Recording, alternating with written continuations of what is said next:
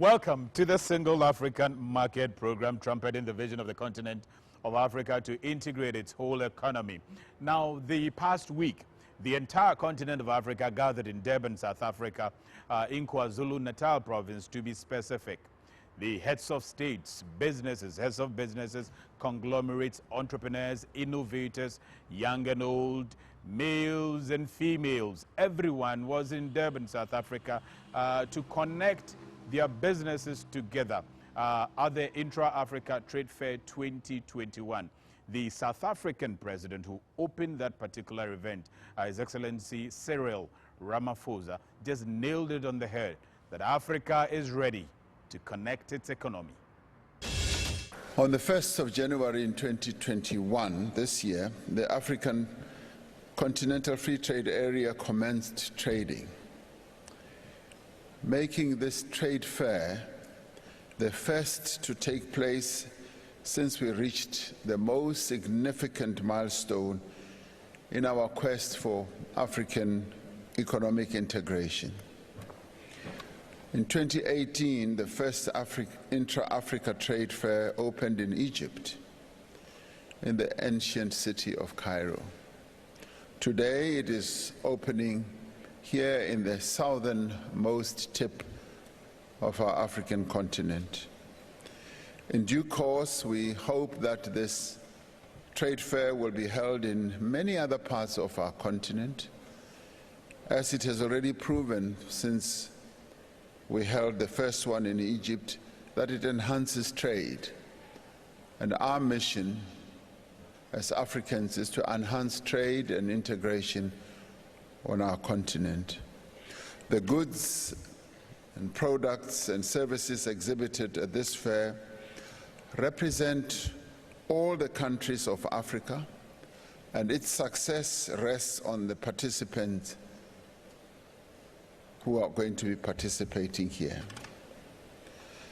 The AfCFTA aspires to connect all the regions of Africa to deepen economic integration and to boost intra-African trade and investment.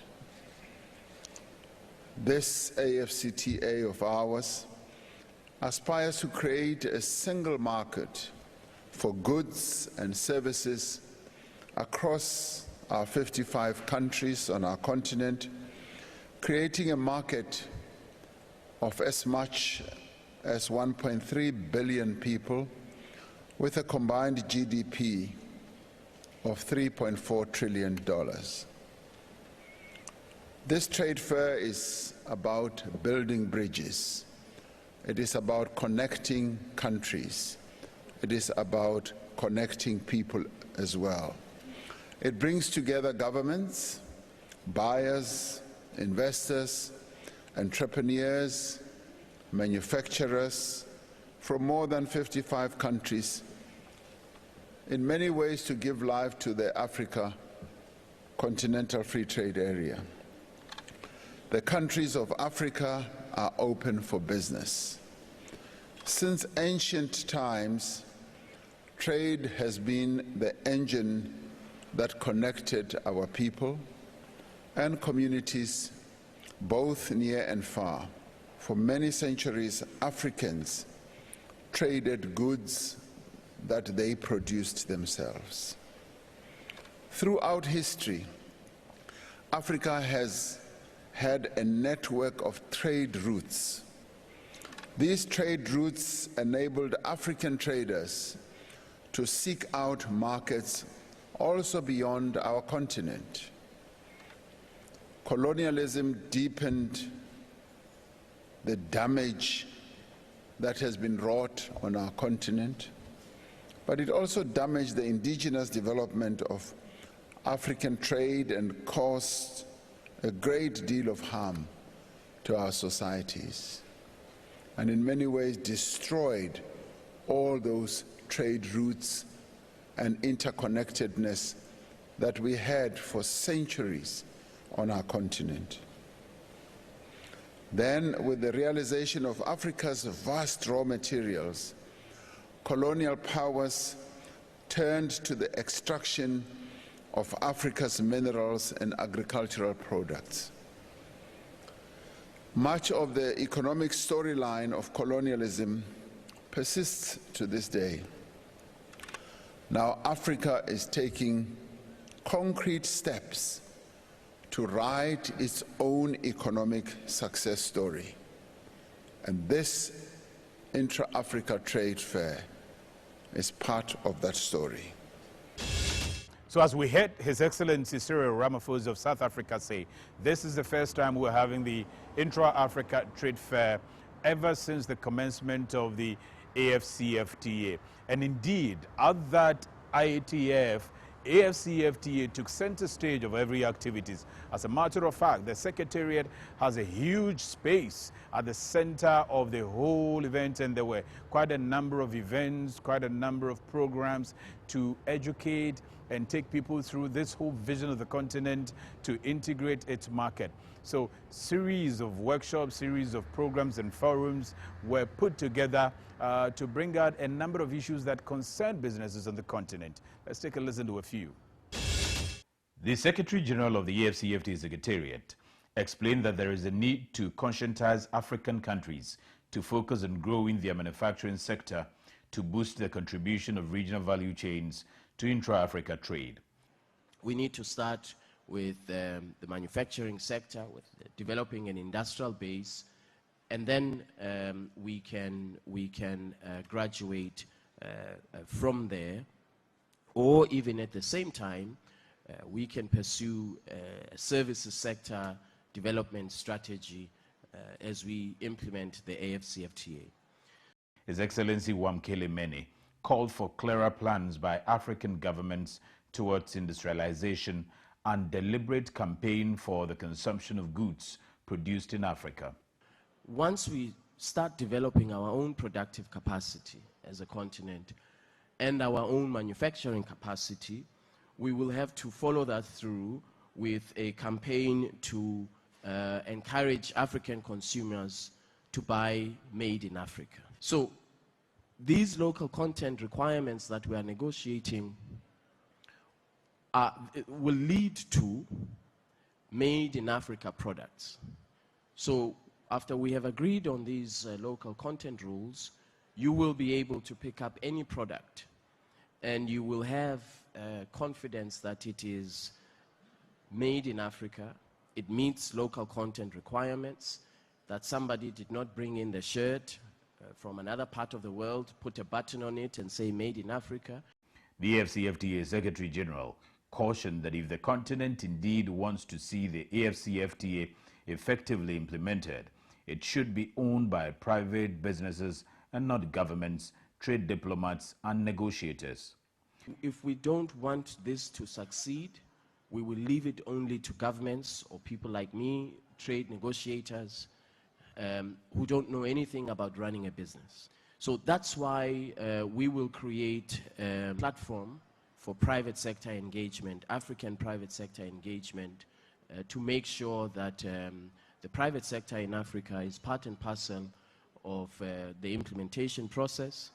During a panel conversation on ensuring value chain development under the AfCFTA, Dave Kofi, CEO of African Association of Automotive Manufacturers, highlighted what he expects that the AfCFTA will do to help the automotive sector in line with intra-Africa trade. Some of the challenge in Africa is it has a weak manufacturing base. I've seen it firsthand. So we need to bring in existing component manufacturers, partner on the ground, and develop local capability. So what's very important and is a huge opportunity in the single market of the free trade area is that it is going to facilitate that scale that will allow competitive manufacture and trade. Dave made a call to have a direct and clear policy on the importation of used vehicles on the continent. So the used vehicle matter is key because 85% of vehicles sold in sub-Saharan Africa are used. We're a dumping ground for the developed world at the moment, and that needs to stop. For example, the policy in Ghana, vehicles older than 10 years will be banned, as well as salvage vehicles and flooded vehicles. So there's an absolute place for used vehicles. There is a fear amongst the importers of used vehicles that they will lose their business model. It's not the case. The source of used vehicles will be substituted to vehicles assembled in Africa. That's what's important, and these vehicles need to meet minimum standards. And so within the free trade area, the ARSO exists to harmonize those standards. We need to meet the minimum standards. We need vehicles to come from the fleet assembled in Africa, to be maintained at the right intervals, to retain the residual value, so that when they are on-sold as used vehicles, right, that they can attract affordable finance. Dr. Amani Asfor, interim chair of the African Business Council, highlighted her expectations of the AfCFTA for women and youth in trade. How do we really make awareness about the AfCFTA for all our categories, the large corporates and the cross-border women traders, the young entrepreneurs and the big chambers of commerce?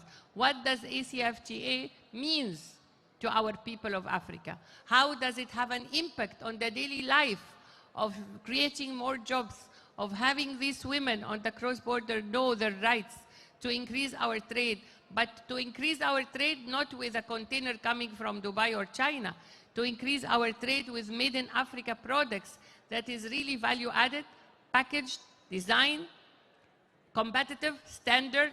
Dr. Asfor called for 40% of all government procurement to be set aside for the private sector. She also called for information sharing and product development for women and youth. We need to have at least 40% of all government procurement goes to Africa private sector, including SMEs, women and youth. This is, I already asked the ministers, and I will ask the heads of states to make it a law, because if AfCFTA would succeed, it will succeed because of all of us coming together to have an affirmative action for our government procurement. Financial inclusion is very important, and we have all the banks with us. We need to have specialized target financial products that is geared towards our private sector, SMEs, women and youth. Nana Oseibunzu, Chief Executive of Private Enterprise Federation in Ghana, bemoaned what he called disjointed government policies on the continent, particularly in West Africa. The difficulty we have is a plethora of policies across board. If anybody is trying to do business between Ghana, Togo, and Cote d'Ivoire, you have a variety of policies that are disjointed that you have to meet. You have a variety of stumbling blocks, non-trading barriers. These are issues that affect the businesses. And the cost of that makes the African business or the West African business not tenable against anybody else. So a number of forums there to address concerns of businesses who intend to take advantage of the AfCFTA to grow their businesses on the continent of Africa. So from far and near, a lot of people gathered to get understanding of the AfCFTA. And as you saw there, the Secretary General himself was in the thick of affairs, trying to educate and inspire the continent to tag along this particular vision and to be able to integrate the economy of the continent of Africa. Now, Ghana indeed was very visible at this year's Intra Africa Trade Fair 2021. As a matter of fact, Ghana's stands won the Extraordinary Experiential Award at the IATF 2021. Now, you need to know what that means. The pavilion or the stand of Ghana had this freedom and justice, very beautiful, like they have in Ghana at the Independence Square. The freedom and justice whole signage was visible, widely visible at the IATF, and they got an award for it. Aside that, many businesses that came from Ghana were excited of the very good work that the Ghana Export Promotion Authority, the Ministry of Trade, and all the stakeholders who put together this whole arrangement had done for businesses at the IATF. The Intra Africa Trade Fair, IATF 2021, opened on Monday, November 15, 2021, in Durban, South Africa. The one-week fair, which was organized under the auspices of the African Continental Free Trade Area Secretariat, was themed on building bridges for a successful AfCFTA. It aimed to provide a platform for networking, facilitating trade, investment, and opportunities for investors to initiate and seal business deals. The Ghana Export Promotion Authority, GEPA, facilitated the participation of most of Ghana's businesses which participated in the fair, which was in the range of about 50 Ghanaian small and medium enterprises who exhibited at the IATF. The CEO of Ghana's Export Promotion Authority, Dr. Asabia Asare, said such businesses held the key to providing employment for many youths in Africa. She is optimistic that the fair will contribute to reducing barriers to trade in Africa. Some of the exhibitors who had been profiled on the Single African Market program said the fair had opened doors for them. Anis Perfection and Nunez products, for instance, had wonderful reviews from customers in South Africa. It's different, unlike what we find in the South African shops. And when I saw it, I just wanted to taste it, to see the difference. Now I have discovered for the first time that I will eat it with the bread after more than 20 years. Ooh. For the first time after 20 years, Wow. I will begin to eat from tonight.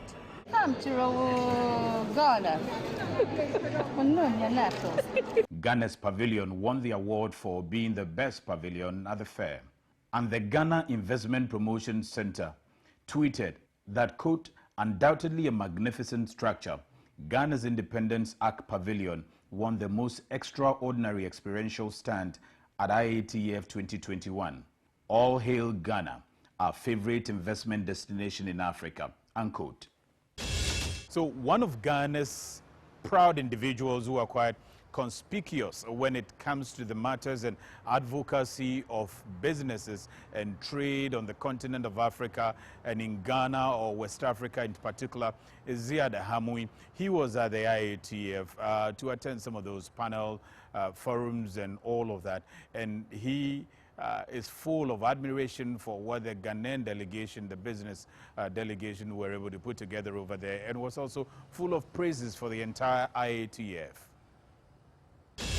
The Intra-Africa Trade Fair was quite an eye-opener. It was a very successful event in the terms of... Now, I've taken out of this conference a few things, and I think it has ended in an upbeat. Because first of all, the Ghana Pavilion has enjoyed some resounding success in terms of the quality of the pavilion itself. The pavilion has recently won an award as the most extraordinary experiential stand. Now, I've seen it with my own eye, and I know exactly what they mean. I felt very proud. For you, the Ghana Pavilion stood out. Yes, it did actually, and not just for me, Sami, because the queues which the High Commissioner of Ghana was talking about a few days ago, the queues are real. People were really queuing to buy designer apparel, but also for apparel, for peanut butter, for lots of local products, for Bisa infusions. There were bamboo bags over there. Bamboo bag is a brand that I'm very fond of. I know them since the days of the Trade Hub. And so there was about 48 exhibitionists, I was told, local producers of local products. And there was an actual crowd of people who were looking, but there were also people who were buying. And there were people who were passing by just to enjoy the view of the pavilion itself. Yeah. And someone jokingly said that Ghana brought freedom and justice to South Africa. But what I was more impressed and happy with is about the role of the youth in shaping the dialogue about women, youth, informal cross-border trade, regional integration, and trade barriers. And I was impressed by the ability of the young Africans to express vocally how they support regional integration, how they perceive the barriers to regional integration and the regional trade, and how they want to actively help to contribute towards eliminating some of these barriers, either through the grassroots movement or by building the capacities and acquiring the knowledge and the resources to expand and to scale up their small businesses, to reach out and to tap into the potential of intra-African trade. And it's really a starting point. I think we're better late than never, but I think that intra-African trade is really starting to shape up. It needs all hands on deck. So Ziad believes that there's a lot of opportunities. There's also a lot of prospects for the future when it comes to the African Continental Free Trade Agreement, based on what he has seen from the IATF. And he is not alone. Some entrepreneurs and innovators that we have profiled on the Single African Market Program have taken advantage and also gone beyond their confines in Ghana all the way to South Africa to partake in the IATF. And they are giving remarkable testimonies of what they have seen there. They say if they had not been there, they would have missed a lot. We reached out to two entrepreneurs profiled by Single African Market who expressed excitement about their experience at the IATF 2021. The weather is okay. They said it's summer, but this summer Day was summer. they are saying it's summer, but this summer I am feeling cold because I am shivering. I have a jacket on. I'm wearing sneakers, and it's terrible. They say business was good there. For me, I've gotten quite a number of deals. So I'm here to follow up. I will even be, one of them will be coming to my hotel tomorrow. We are selling. I've gotten quite a number. And everybody was like, I want to be the only distributor. I want to be like, well, it would depend on what you also bring on the table, offer. right? So Great. so it's been good. I mean, it's been a good experience and a good exposure. Yeah. Not only in South Africa, but Yeah. other countries. Yeah, the other countries that were around. Yes. Egypt, Tanzania, Cote d'Ivoire. They admit that the trade fair has revealed to them the need to acquire other regulatory requirements from South Africa to be able to fit in that market. They want to see certain things like the SA, just like the FTA in Ghana. Yeah. Yes. So it's a little not different. So I'll just have to follow that and then get that certification. Then the shops would accept it, not only individual, but we want to, expand like you're saying. Yeah. And the shops can comfortably take them and not say, okay, FDA, we have it in our country, but they also have to go through the standard procedure. Yeah. So that is what, once we get it, we are good to go.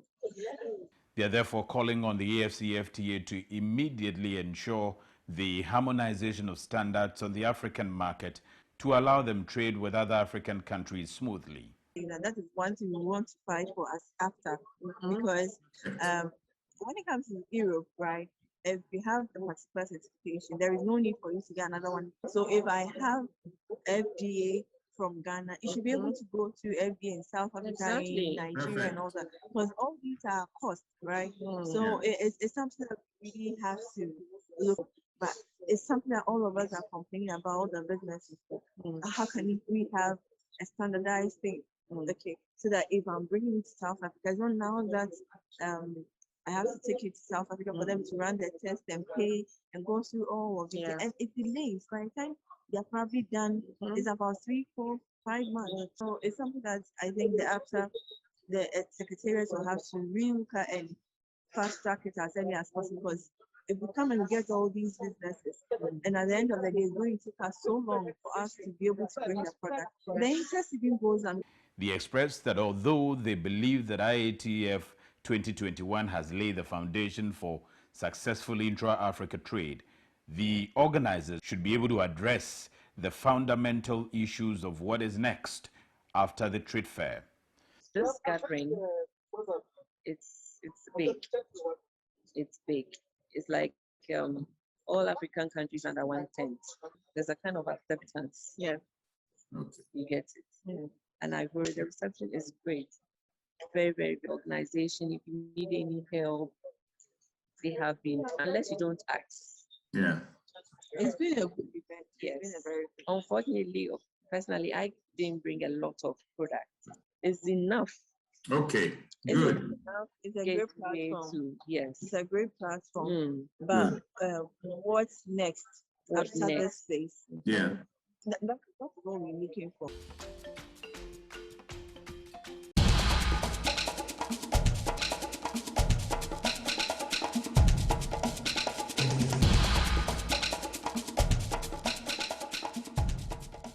So those are some of our proud entrepreneurs who are exhibiting at the IATF 2021. They're telling us a lot about what the benefits have been for them, the lessons they have learned. They believe that there should be a few things that can be put in place for them to take full advantage of this whole AfCFTA dream. Because over there in South Africa, people are demanding their products, but they want the products certified by the South African authorities, because their products are already certified by the Ghanaian authorities, but they want them to be certified by the South African authorities. And these are things they want the AfCFTA to be able to do. Let's have a common certification system that once you certify your product in Ghana and you have that particular continental standard certification, you can be able to sell your product anywhere on the continent. We believe that AfCFTA should be able to address this for our entrepreneurs, our business folks. Now, back here in Ghana, a lot of entrepreneurs have been taken through some forums, some education, some training. Some are being encouraged to continue to do a lot more, because that is the way to go. Entrepreneurship, expanding the frontiers for businesses, is how several other countries have grown, and Africa is ready for it. Ghana is training its own people. The Chamber of Young Entrepreneurs organized a forum, a special 3-day forum, to educate and take young entrepreneurs through this. This year's summit will run on the theme, supporting the implementation of AfCFTA, the role of youth and green business. Considering the commencement of trade in AfCFTA and Ghana's target to promote industrialization, this team will bring together various stakeholders, including young entrepreneurs, policymakers, the private sector, researchers, to examine ways and means the youth and green business could effectively participate and contribute to the implementation of AfCFTA. So as the wind of entrepreneurship, the wind of micro, small and medium enterprises, or small and medium enterprises, is blowing everywhere on the continent of Africa, and in Ghana in particular, the government of Ghana is not oblivious of that. The past week in Parliament, the Minister of Finance of Ghana decided to highlight a lot of interventions that the government of Ghana want to put in place for young entrepreneurs, innovators, and MSMEs all across the entire country, for them to take advantage of it and be able to grow their frontiers. Mr. Speaker, this budget is redefining our development paradigm by focusing on the private sector, particularly on entrepreneurship development. We will build an entrepreneurial nation by aggressively implementing programs that empowers the majority of our young people to employ their God-given talents, to take risks and become job creators instead of job seekers. We will address the challenges our existing and aspiring entrepreneurs face. These challenges include access to credit and finance, regulatory and tax burdens, lack of skills, as well as mentorship. We will do this whilst intensifying our efforts to support the private sector to expand and create jobs. Mr. Speaker, this understanding of the youth employment challenge, as well as extensive consultations of stakeholders, including youth associations and educational institutions across the country, have led to the development of what we call the Youth Start Initiative. Youth Start Initiative, which proposes to use 1 billion Ghana cedis each year. Proposes to use 1 billion Ghana cedis each year to catalyze an ecosystem to create 1 million jobs, and in partnership with the financial institutions and development partners, raise another 2 billion Ghana cedis over the 3-year period. In addition, Mr. Speaker, our local banks have agreed to a package that will result in increasing their SME portfolio up to 5 billion Ghana cedis over the next 3 years. So it does sound like a very good recognition that the government of Ghana is giving to micro, small and medium enterprises, entrepreneurship, as well as innovation among young people and all of that with that particular intervention there. But there should be a lot more that the entrepreneurs or the young people are also asking for.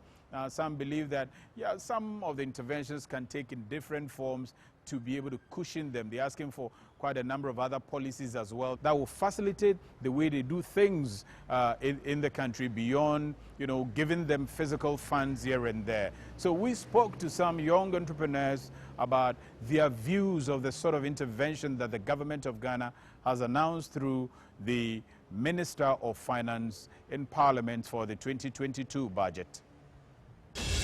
The CEO of Ghana Chamber of Young Entrepreneurs acknowledged that the support from government is welcoming. So it's good that the government has finally come to understand and will be deliberate about supporting youth entrepreneurship in Ghana, because we believe that setting up 1 billion every year for the next 3 years is going to help youth entrepreneurship. And that's one key thing if we want to solve our unemployment issue in Ghana, is to promote youth entrepreneurs, set up the support framework for them to be able to have access to finance. He, however, bemoaned poor implementation of such interventions in the past. Governments have very good policies to support young entrepreneurs, but the implementation has always been the problem. There is an issue in our country that the government do not really see, because government want to do everything in the ecosystem chain, which is that identifying the entrepreneurs, government want to do it.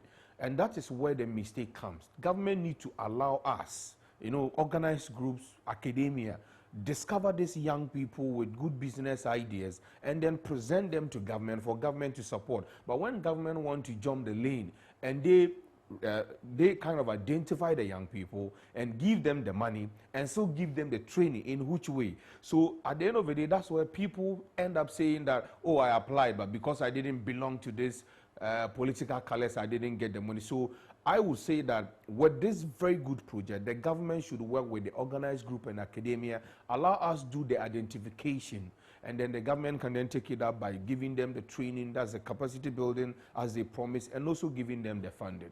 He also called on government to go beyond the financial support and make deliberate efforts to help young entrepreneurs sustain their enterprises. We need to have database, identify the various markets outside Ghana that we can be able to produce and supply to. Is very important, so that every Ghanaian young person who is going into production can say that, okay, they say there's a market in Nigeria and this product can be able to go to. We don't have that data. We tell the young persons or the entrepreneurs themselves to go and look for, when sometimes it's a very tedious exercise. Aside that, what is wrong if the president is going for a business forum or summit and takes about 3, 5 or 10 young entrepreneurs to wherever he's going? So beyond the money government is promising or is willing to give us, one key thing government would have to consider is that after giving this money to these young people, go along with them in all the trade fairs, in all the forums the presidency or government officers go to, so that these young people can have access to other markets, so we can supply and also grow. Because AfCFTA, if we are not deliberate about it as a country, we can push in no matter the amount of money we push into our young people, but others will come here and still get our market. So we will continue to urge entrepreneurs, MSMEs to continue to do well. We will endeavor to highlight your work when we spot you. And quite a number of you have been hitting our social media handles, and we are happy to announce to you that our social media handles are quite integrated with all our partners. So International Chamber of Commerce, they are association of businesses of about 45 million businesses across the world, and we are connected, integrated with their platform. So a lot of people will see your work. Also UNDP, the GIZ, Business for Peace, UNECA, all of them, we are integrated on the platform. So drop any information you feel to share with us, and if we examine them and you definitely go through, we will endeavor to share your story with the rest of the continent. So the weather report for all African cities, plus the flight schedules from the commercial capital of Africa, that's Accra, to all African cities and the forex rates for the African market, plus the AfCFTA membership status for all countries next.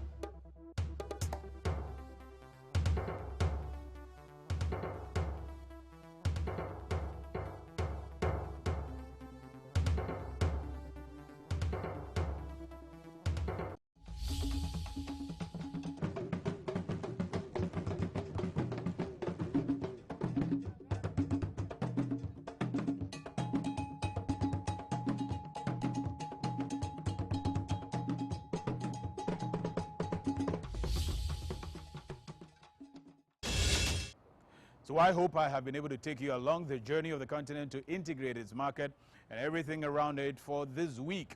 In the coming weeks and days, quite a number of things are happening. We'll endeavor to share them with you. The National Coordination Office of the AfCFTA in Ghana, for instance, has a lot on the sleeves, which we will definitely be sharing with you.